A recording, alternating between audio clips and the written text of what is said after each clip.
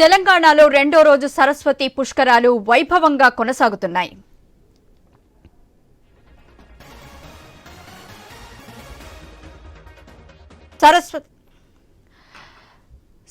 తెలంగాణలో రెండో రోజు సరస్వతి పుష్కరాలు వైభవంగా సాగుతున్నాయి. సరస్వతి పుష్కరాలకు భక్తులు భారీగా తరలివస్తున్నారు.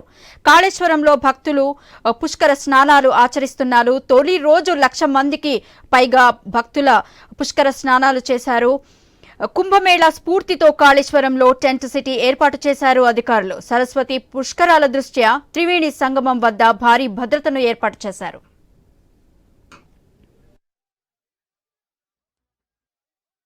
మరిన్ని వివరాలు మా ప్రతినిధి ప్రశాంత్ ఫోన్ లైన్ లో అందిస్తారు. ప్రశాంత్.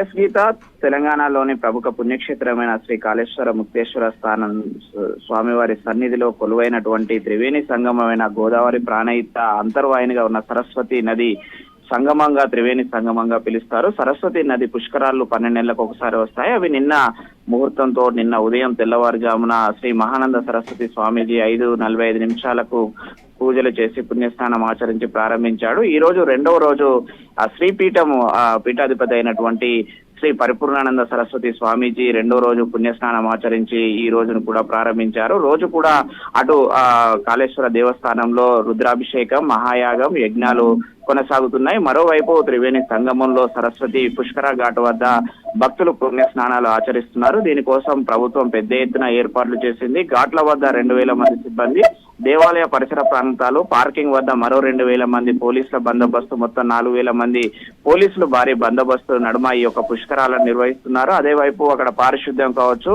మిగతా ఎలక్ట్రిసిటీ కావచ్చు, మిగతా ఎలాంటి అవాంఛనీయ సంఘటనలు జరగకుండా, వచ్చే భక్తులకు ఎలాంటి ఇబ్బందులు తలెత్తకుండా, ఎలాంటి అవాంఛనీయ సంఘటనలు జరగకుండా అన్ని శాఖల సమన్వయంతో పెద్ద ఎత్తున ఈ యొక్క పుష్కరాలను నిర్వహిస్తున్నారు. ప్రతిరోజు కూడా సాయంత్రము నవరత్న మాల హారతి కూడా కొనసాగిస్తున్నారు. ఉత్తరప్రదేశ్ లోని కాశీ పట్టణంలో ప్రతిరోజు జరిగే హారతికి సంబంధించినటువంటి టీం ని ప్రత్యేకంగా రాష్ట్ర ప్రభుత్వం పిలిపించి నవరత్న మాల హారతిని కూడా ఇప్పిస్తున్నారు. నదుల యొక్క సంగమంగా 9 నదుల యొక్క హారతులను ఒకే చోట కలిపి ఒక సంగమం వద్ద ఇచ్చే ఒక బృహత్తర కార్యక్రమాన్ని కూడా చేపట్టారు. ప్రతిరోజు కూడా గత 2 రోజులుగా, మొదటి రోజు నిన్న మహానంద సరస్వతి స్వామీజీ వస్తే ఈ రోజు పరిపూర్ణానంద సరస్వతి స్వామీజీ వచ్చారు. ఇలా 12 రోజుల పాటు 12 పీఠాలకు సంబంధించిన అధిపతులు ఉదయం వచ్చి పుష్కర స్నానం ప్రారంభిస్తారు.